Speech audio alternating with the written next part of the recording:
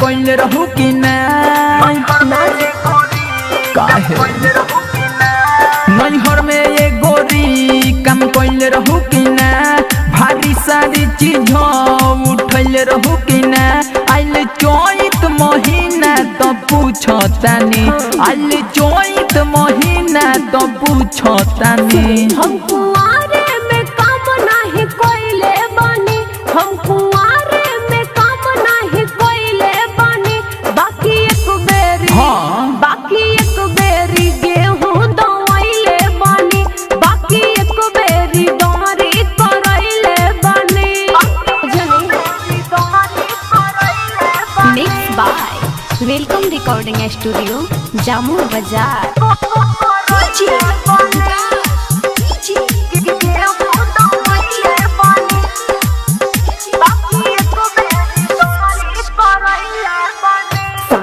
बोली अच्छा सब राज खोली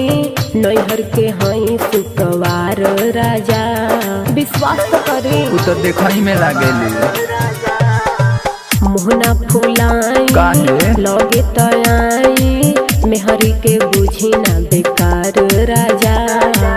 तोहरा से मुहना फुलावो तनी हो रानी खाली ये बात समझावो तनी हो टेंशन ना लो जाना बोलइले बानी टेंशन ना लो जाना बोलइले बानी हम कुआरे में काम नहीं कोइले बानी हम कुआरे में काम नहीं कोइले बानी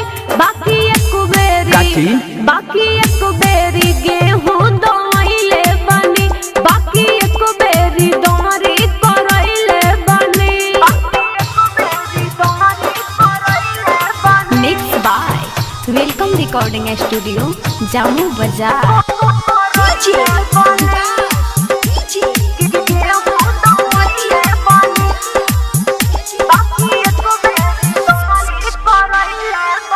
लो लग जाई देह सुख जाई बहे बेयार में पछुआ बुझल कहले नायन चोर बानी में हर नाही धराई पिया हसुआ विजय बहार के हो जन हो अपी झूठो में हो खाना परेशान हो थरे सरजित रमेश से मंगवले बानी थरे सरजित रमेश से मंगवले बानी हम कुआरे में काम नहीं कोइले बानी हम कुआरे में काम नहीं कोइले बानी